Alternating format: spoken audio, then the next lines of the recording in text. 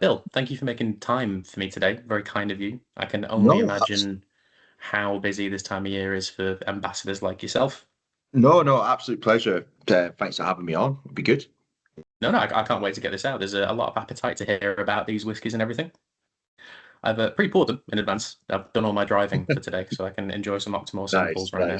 nice. So as I've got the 16.1 in front of me, I do have some other questions to sort of based around Octomore, Bruichladdich, yourself, and a few other things.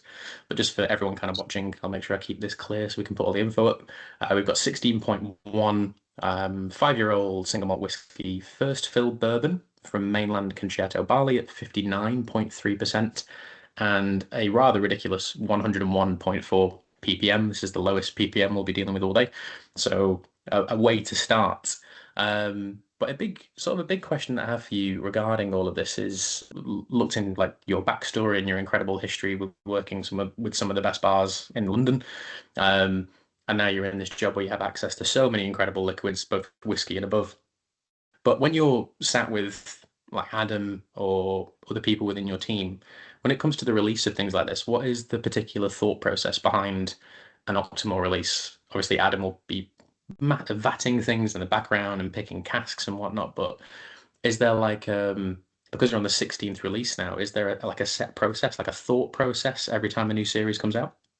Yeah, do you know, it's quite lucky how you asked me this because last week I spent the whole week with Adam, Oh, which good. was great. So I managed to chew his ear off the whole week, basically. And he kind of explained it perfectly for him. Is for us at Remy Contro and the Bruichladdich Global Marketing Team, we kind of work year, 2 years maybe. We always kind of things are sort of changing and we adapt. Right now, Adam is working on the 19th release of Oh, Octomore. wow. So he's working like 3 years ahead. So sometimes when he chats about the 16, he has to like take himself back in time to remember what it was like when he was talking about it. Yeah. So the thought process is why not and what if? It's not really there's no standardized Octomore. Octomore's sort of a celebration of the inconsistency of whiskey. Like whiskey's not consistent. We try to make it as consistent as possible, but if you look outside in the climate and there's nothing consistent in this world. So it's kind of celebrating that inconsistency.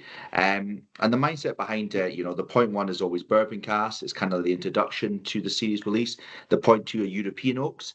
So it gets a bit funky with different casks that we're using, X wine casks, etc. And then the point three is obviously Octomores of Octomore. So they'll always have those structure. And it's really up to Adam how he feels the point one this year compared to last year and how it differs and celebrating that sort of inconsistency from those farms to the peak that we get. So when it's like a thought process, there is and there isn't in a way. Adam's obviously in the warehouses, as you can see behind me, like literally Hmm. these warehouses behind here, so you can see me point to them. He's making them, he's vatting them, blending them, and then he would turn around to our global Bruichladdich team and say, "This is what I've done. This is the new releases of Octomore," and then we'll sit with the Bruichladdich global marketing team and figure out a structure. But they're Okay. always they're always on the same tangent, I would say, of just celebrating inconsistencies and whatnots and what ifs. I would say. That's the answer I was expecting, to be honest. Prior to this job, I was in retail for 10 years in the whiskey shop. So being able to see Octomore develop into this incredible thing from just two releases to three, then there was four for a while, and now we're back to three. People coming in asking for the really obscure wine travel retail releases back in the day. So to have all three in front of me now and for more people to be able to try all three of them side by side is particularly impressive.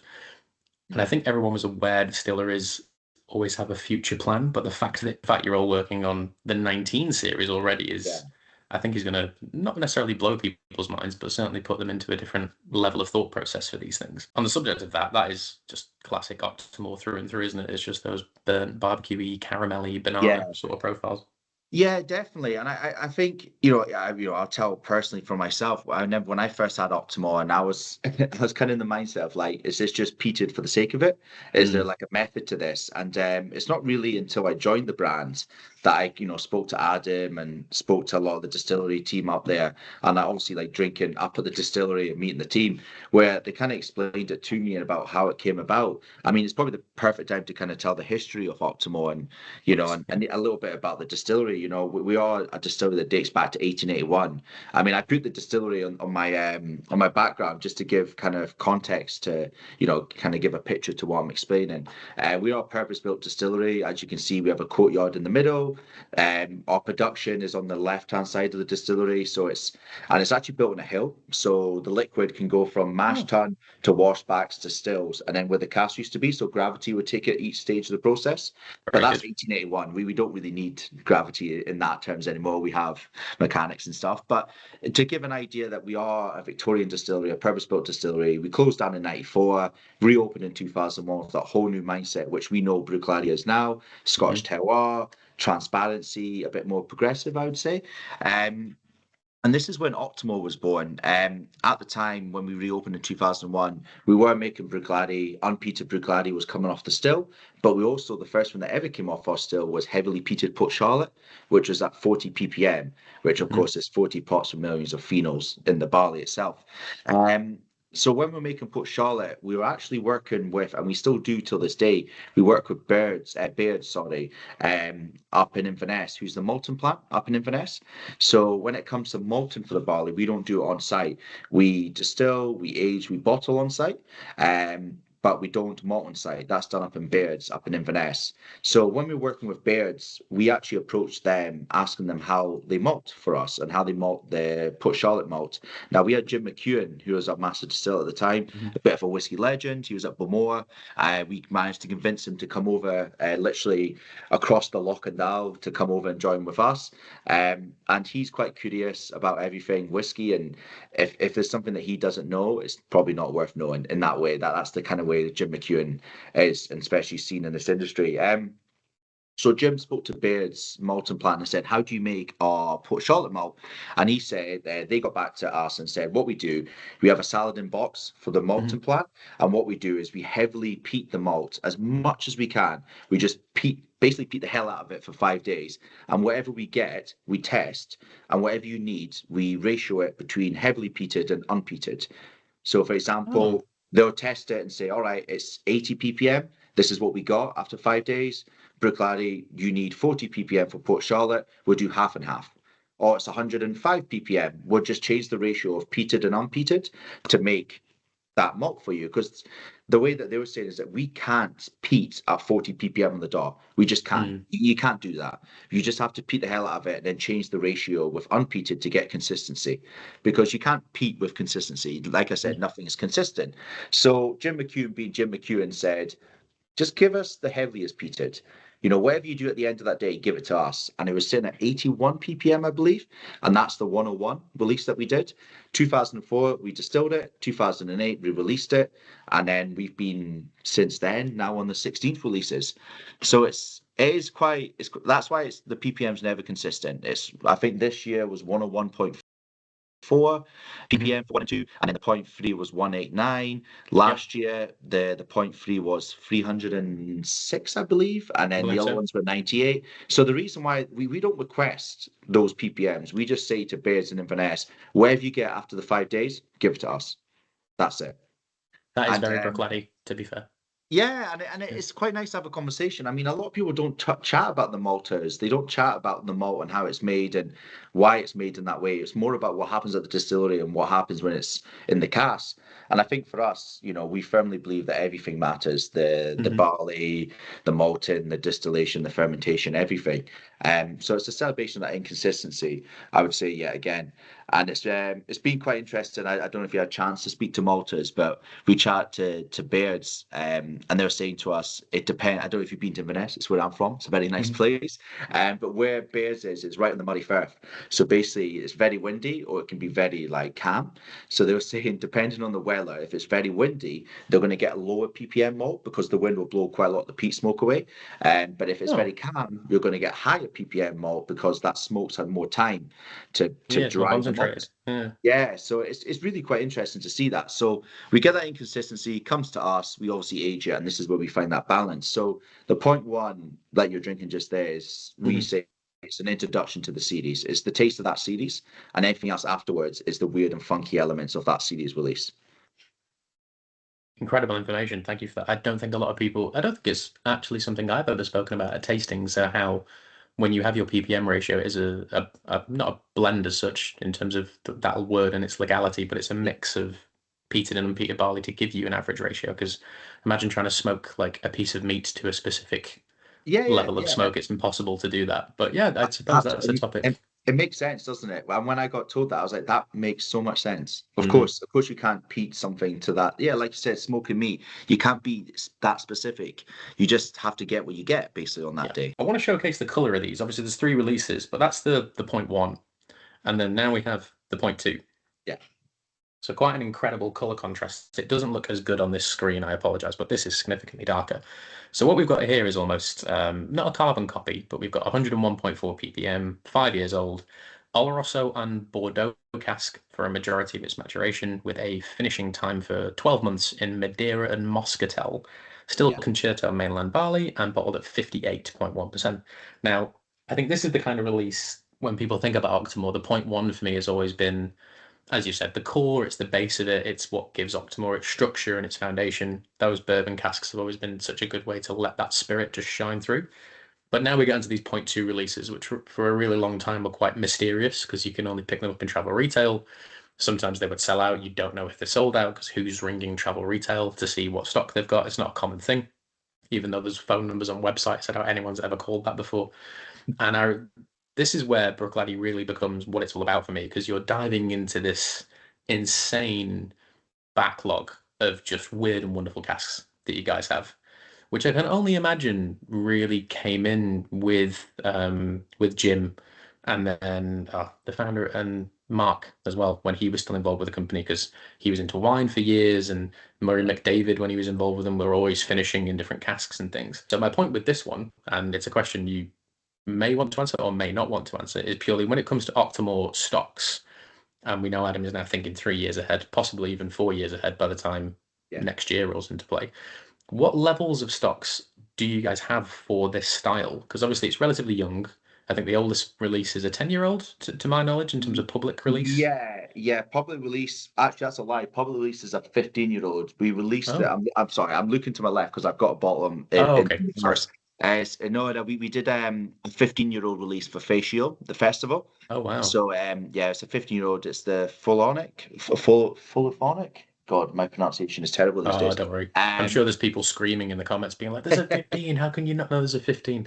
I've not been to Facial yet, so that's still something on my bucket list. But so there's 15-year-old Octomore kicking around.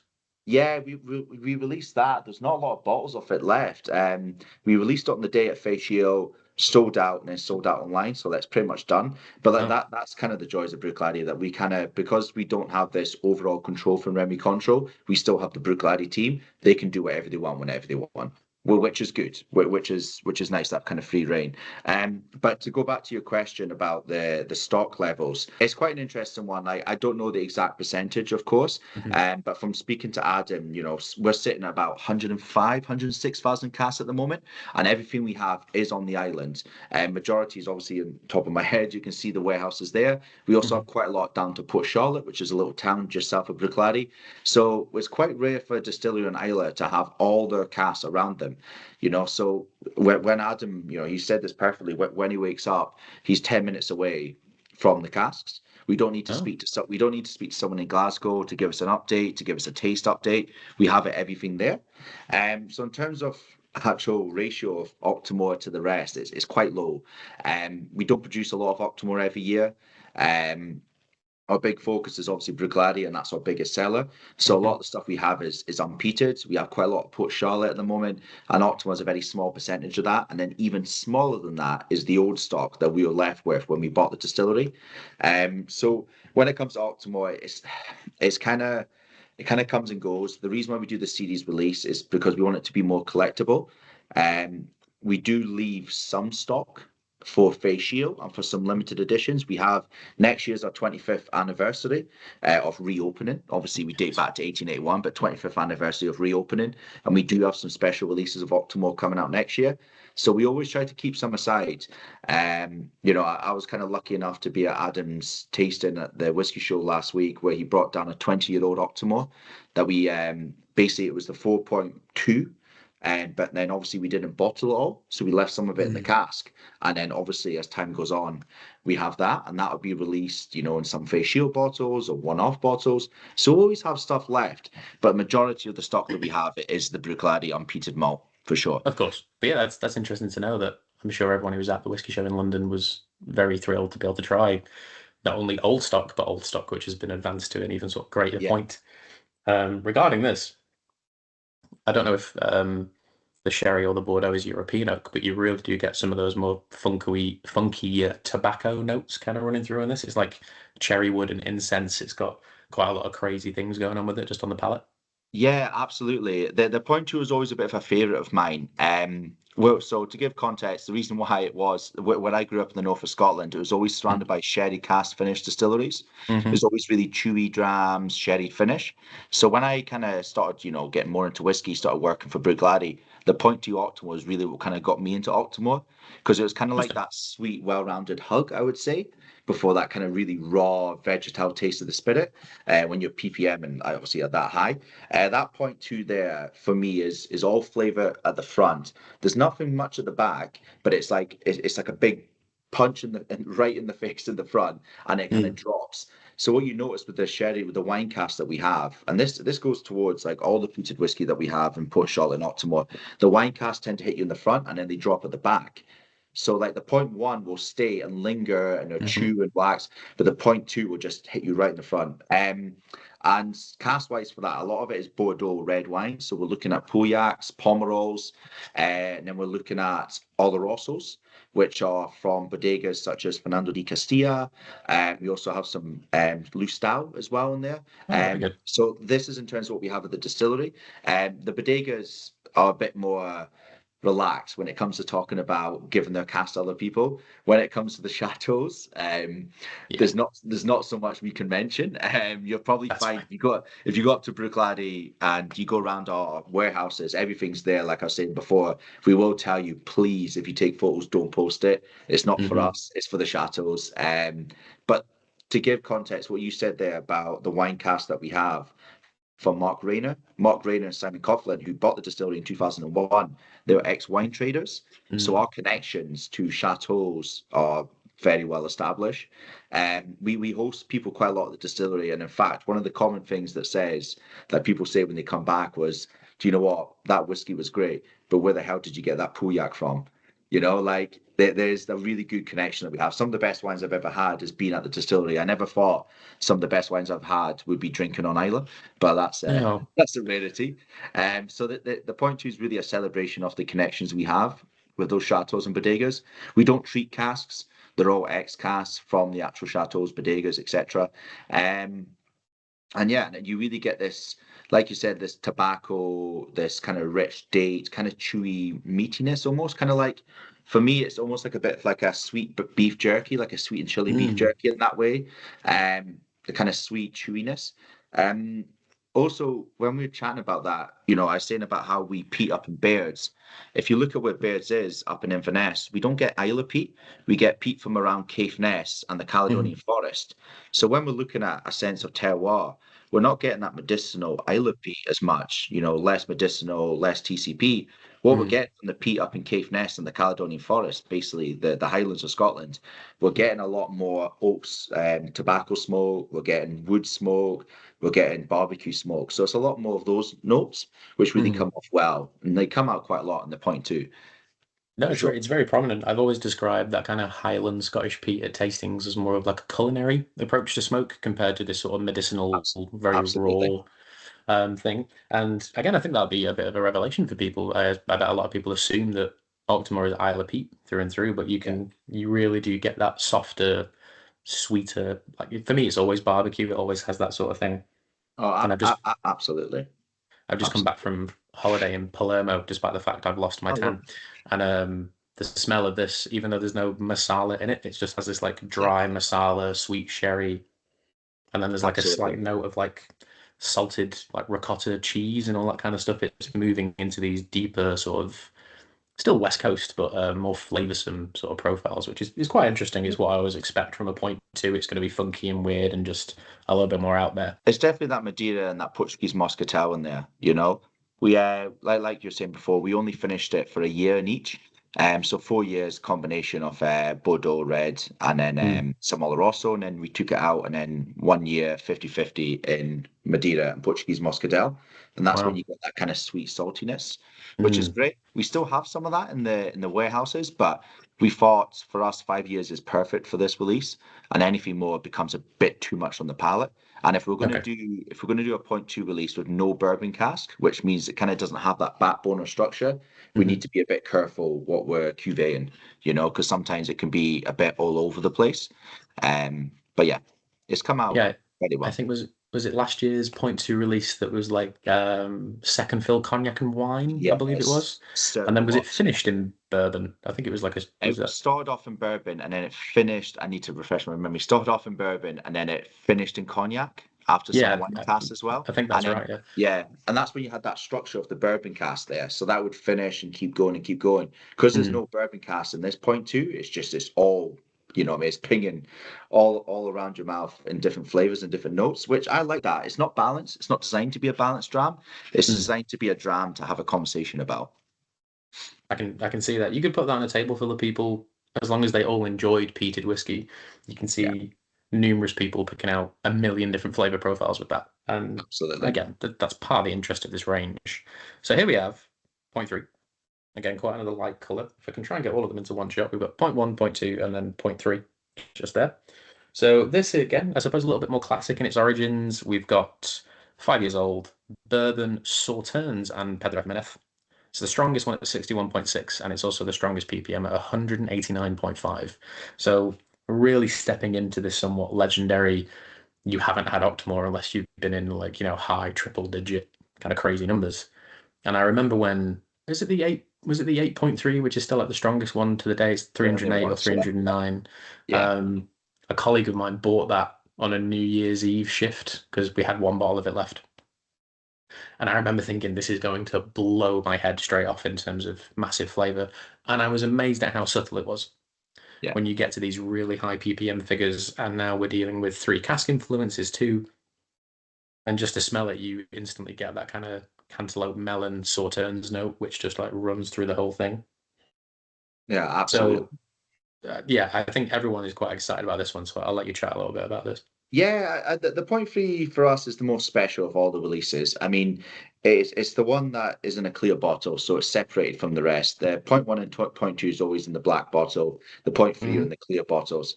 Um, the way I feel about Octomore point three, I feel like it's more Bruichladdich than Bruichladdich at points. You know, to kind of give a background into even Octomore, the name. Octomore means the big eighth. It's the area where Bruichladdich is. You can see behind me, Octomore Farms starts around Bruichladdich and goes all the way to the west coast, right on the west coast in the North Atlantic. So it's a big, massive farm, basically. I mean, that's what Octomore means, the big eighth. And our Octomore Spring is our spring water that we use for all our whiskies and even botanist gin. So you have Octomore Farm, you have Octomore Spring, Octomore Barley gone into this release. So the point threes are always the Octomore Farm barley. So there you're working with a Concerto Turo that's grown on Church Field in Octomore Farm. It's a field surrounded, like surrounding a church. I don't have much more interesting facts about that. But this here is fully traceable to the field, to the farmer, to everything. And when we give this to birds, they malt it a little bit heavier for us. Hmm. So we're still looking at 5 days, but this is always going to be higher ppm than the rest. So we're sitting at 189 for this one here, 5 years old, and it's a combination. It's 52% first fill bourbon, and the rest is a combination of Sauternes and Pedro Jimenez. And those casks are all full term maturation, and then we cuvee it afterwards. You said you said a quite nice fact about the 8.3 being less heavy and less full body than you expected. And this kind of comes back to our stills, and even the distillery itself. We don't produce a rich viscosity liquid. That's not the Bruichladdich style. When we opened up in 1881, one of the brothers, we had the Harvey brothers, the three of them that opened up the distillery. One was an engineer, one was a distiller, one was an accountant. Now, the engineer designed our stills to be really long stills, really long lin arms to create a very light spirit, which is the opposite of Islay. Islay is always Mm. rich, viscosities, chewy, waxiness, and full body. For us, Bruichladdich was started off to be a light version of that. If you tried the Bruichladdich, even tried Port Charlotte, it's got very light elements to it. Mm. We have quite a short heart cut as well. We don't like to chase those phenols. We don't, because obviously a lot of the phenols from the peat that's in the barley is going to come quite a lot in the tails. We don't like to chase that. We like to we have the exact same cuts from Bruichladdich unpeated malt, Port Charlotte 40 ppm malt, and Octomore Okay. heavily peated. The exact same cuts, the same feints, the same foreshots. And for us, that's kind of celebrating that inconsistency of the barley and the type of ppm that we have. Now, in fact, our stills are the second longest, second tallest stills in Scottish distilleries. Obviously, the first tallest still is Glenmorangie up in Dornoch. Hmm. And Glenmorangie is very well known for light Highland malt. We're almost Islay light malt. We're the second tallest stills in Scottish distilleries, and no one expected that to be on Islay. Mm. That's something that we really produce. So when it comes to Octomore, I find sometimes Octomore gets people into peated drams more than Port Charlotte, more than the other usual suspects of peated whiskies. And I feel a lot of this is because of our short heart cut, our tall stills. We have two fermentations. We have a fast acting yeast, a slow acting yeast, so it's about 100 hours in total, Oh wow. Okay. 72 hours to 100 hours fermentation time. A small little story, our mash tun has been the same one since 1881. Yep. So like we are a Victorian distillery. So all these elements do matter. The barley, the saltiness of that barley has been grown in the Islay peat, but then peated up in beds with mainland peat. We age everything on the island, so you're getting that. I would always say pishy weller from Islay interacting with those casks. And it really kind of produces an holistic view of the flavor of our distillery in that way, and the flavor of Islay also. But the point three for me is very particularly special this year. Like I said, point threes are always more heavily peated. They're always the most harsher ones of the drams, I would say. Um, Octomore's never been a session dram. Yeah. Bruichladdich, Classic Laddie, Put Charlotte 10. They always say an Islay, you open up the bottle, you throw away the lid because you don't need that anymore. They're like session drams. Octomore's never been like that. It's never been designed to be like that. It's always been a conversation. This point three that we have this year is probably the closest I've ever had an Octomore to be a session dram. It's really well balanced. It's soft. It's smooth. It's heavily peated, but the addition of water really calms down that peat element, and it just Mm. becomes a really nice kind of sessionable whiskey, which blows my mind. Maybe it's because I'm so used to drinking it now that my palate's just like easy, but really is a well balanced point three. Absolutely. No, it actually comes into my point about it. I mean, I've always been a point one fan, and the point two's always been a really fun thing to dip into and to try. They're always going to be very contrasting whiskies for sure. I've always liked the point threes because they've always been this. They've never been what I expected with all of them that I've ever tried. Um, Even this far into like tasting as many whiskies as I've tried, you always get some sort of predisposition when you see ppm numbers and ABVs and casks and this kind of thing. But this is remarkably refined. I think a lot of people can sometimes mistake refinement for like not as interesting, but you Yeah. can really taste layers to this thing. Like the bourbon shines in quite an interesting way.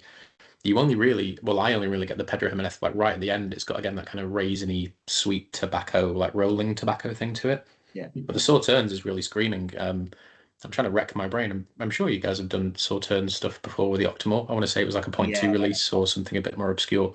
Yeah, Um, Bruichladdich is very well known for the love of Sauternes for sure. mm, We have it across like all our whiskies. But what we find is using Sauternes casks, and even Olorosos, but using them not as a finish, using them as a like a full building block. maturation. Yeah. Yeah, absolutely. Using full maturation, but use them as salt and pepper. Like your bourbon cask is your main focus, your steak as you wish, and then the wine cask is your salt and pepper. To kind of complement that, to really bring out Oh, different yeah. notes. That the point two is the polar opposite to that, which is quite nice. You have the point one, the point two, and the point three is almost like them two together, but with this really well-rounded Octomore barley, and using Octomore Spring. It's a conversation. Like I said, the more I talk about Octomore Point Three, the more I feel it's more Bruichladdich than Bruichladdich is, in a way, which is really nice. Yeah, you can. I mean, I quite like that system you've used there. It's almost like I'm a bit of a writer at heart, so it's almost like a three-act structure. You've got your point one is your introduction, your point two is where the drama develops, and then you get a nice conclusion with the point three. So that's quite an. I don't think I'll ever think about Bruichladdich without thinking about that now. So that's quite an Yeah, interesting counterpoint. I only have two more questions for you though, because this has been yeah, fine. remarkably informative, and I'm sure everyone's going to be so grateful for this knowledge. One question is just a personal one for you. Of everything you've tried thus far within the stocks at Bruichladdich, do you have a favorite Octomore release? Is it one of these ones? Is it a prior one? I know it's difficult to pick, but I feel like it's probably a question on a lot of people's lips. It is a hard one. There's a few that I really like that really got me into Octomore. Oh yeah, we'll take a list. The The list is good. the 8.3, which you were chatting about, the peatiest we ever done. Mm. I've been at Brooklight for about 3.5 years, and every time I do a tasting, I have people talk about it and say this and say Yeah. that, and I had this and it was amazing, and I'm like, I've never actually had it in my life. On Oh, the Friday, Adam brought it down, so I managed to try it, and it amazing. really, really took me back, and I was like, that's really taken me back a bit. Mm. So I'd say the 8.3 just because it's just ppm mayhem. Yeah. I like the 10.4, which was European Virgin Oak. Mhm. So we kind of do a point 0.4 release every year. Some will be a single cask release. Point 0.4s will always be Oh, I see. virgin casks. So last year Hmm. we did what did we do? We did Colombian Oak, which was really Oh nice. wow. We Yeah. have a point 0.4 coming up this year, which is around January, February, I believe. Okay. Which would be kind of from the distillery exclusive. But I would say the 10.4, which for me, with an addition of water, tasted like Christmas pudding. It blew my mind. Oh Uh, wow. and then I would say the 14.2, which was Amarone cask. And I, Uh, I, I found that very kind of nice, sweet. It wasn't too unbalanced. It was very soft. It had some bourbon cast in there as well. So I'll say mhm. those three for me really got me into Octomore. Which, it's not the easiest, I'd say, whiskey to get into, but those ones really, with the addition of water, really kind of brought me into the category itself, into Octomore as a whole category itself. But really Oh, did. indeed. Yeah. It's very difficult to lump Octomore with anything else. It just kind of Yeah. operates in its own Sphere, tiny yeah, but intense world. And then my absolutely. my final question is kind of overarching because we've covered quite a lot of the points already. I was on a train back from Glasgow yesterday, and I kind of thought to myself, whiskey has never been more accessible than it is right now between people like yourself doing tastings all over the world and tastings like this and massive festival events and YouTube channels and whiskey websites. If you want to get access to whiskey, now is probably the best time to ever get involved with it. And with these bottles, with Octomore specifically, they're so spectacular, they're so special, they're so unique to this one distillery in Scotland. I'm just intrigued to know with other distilleries all over the world, but specifically within Scotland, experimenting with different peat levels. Specifically, when you mentioned like chasing those phenols, it brings to mind things like Mickletor Turbo and all these sort of things where the peat is so intense and so driven for another 5-year-old whiskey. The whiskey industry is very friendly. There's always like a friendly element of competition with it to a degree. But when you guys are seeing these things, I view you folks as the originators of it. Young whiskey, super smoky, good foundational casks and then really interesting experiments to lump on the side of them. So many more distilleries are moving in this experimental phase, be it with peat or different yeast strains and all this kind of thing. And I think it's wonderful. But as a team, as a company, do you look at these releases and go, oh, well, this has got X amount of attention? And obviously, you are Bruichladdich, you have Octomore. So is there ever an element of going, well, we've got this sat in the warehouse, and you could just kind of drop that out of nowhere and be like, we're back on top. We are the ones when it comes to this style. Anyway, I'm ranting. The question is, sorry, do you ever feel pressure as a company to keep up with these styles and to be like, well, more peat is coming out from this side of Scotland and more distilleries are doing these sort of things. Is there ever like an element of pressure from you guys, or on you guys, I should say, where you feel like we've got to do something bigger, something more intense? Or is it just ride the storm, that makes the best kind of Um, captains and that sort of thing? It's a hard one. I would say no. I would say from speaking to Adam and the distillery team, we have our hang, as we say in Scotland, like our Hmm. thing. And our thing is since 2001, Scottish barley, transparency, talking about the spirit. You know, we did the regeneration rye, where we did the first Islay grown rye and released Yep. that. We really are like kind of pushers of using Islay barley and working with Islay farms. I think for us, the fact that, I mean, actually, I speak for myself, I'm a whiskey fan. Bruichladdich was the first brand that I saw talk about grains and talk about that element. And I think the fact that now Locklear, Nicnean, Hmm. brands like that are talking and the transparency is perfect. That transparency is great. We have our thing that we like to do, and we're fully transparent about what it is, where we get it from. Um, I don't think there's pressure to do bigger, wonderful, more mental whiskey. I think Facio is kind of our is like sort of our training ground for that. Every Hmm. time we do a Bruichladdich release, Put Charlotte release, and Octomore release at Facio, it's like an opportunity for us just to see what's going on and just let it go wild and see what works and what doesn't. The big pressure for us right now is more about um it's more, it's, I would say it's more about the Bruichladdich sales than anything else. I think it's that conversation right now. Like, there's loads of distilleries and whiskey's really accessible to everyone, but it's kind of the pressure for us is kind of dialing that back down to like the classic laddie and to our Yeah. house styles and our releases. I think pressure wise in terms of product, there's not much pressure there. I think globally right now, if you look at spirits and premium spirits, it's not great in the market global Mm. at the moment. More taxation, less people drinking. So I think the pressure is coming from making it more accessible for people to purchase than anything else. That's really the pressure's coming from. But any conversation about transparency, there's no competition. We're all in it together Hmm. in that way. I just think I think it's great that we're living in a time now where you know where the whiskey gets malted, the barley, you know where the whiskey comes from, where it's aged, that transparency. Like consumers are now asking of the big brands, where do you do your malting? Where's your Mm. casks? What barleys do you use? What do you do for your community? And like for me, that's great. That's absolutely perfect. And more conversation like that, the better. And yeah, I would say that's probably more before I drag on. That's probably the best answer I can give. I think these questions is so interesting to hear if you ask Adam, our master blender, or you ask our global Bruichladdich marketing team, or you ask our sales team. You know, what I mean, it's all different pressures from different Hmm. angles. And but in terms of liquid, I think it's we produce what we produce, and where we've got no creative limit, which is great. So it's just yeah, it's just exciting times to be honest with you. And it is, like you said, it's accessible to everyone at the moment in terms of whiskey, and I think it's a great time to actually really get into whiskey, to be honest with you. No, I couldn't agree further. And even when it comes to prices and accessibility, you look at Classic Laddie and Port Charlotte, which we're not sampling today, but they're still two of the best priced products. I can only speak for UK pricing, but they're Yeah. still two of the best priced whiskies you can purchase in the UK for an unpeated Islay and a heavily peated Islay.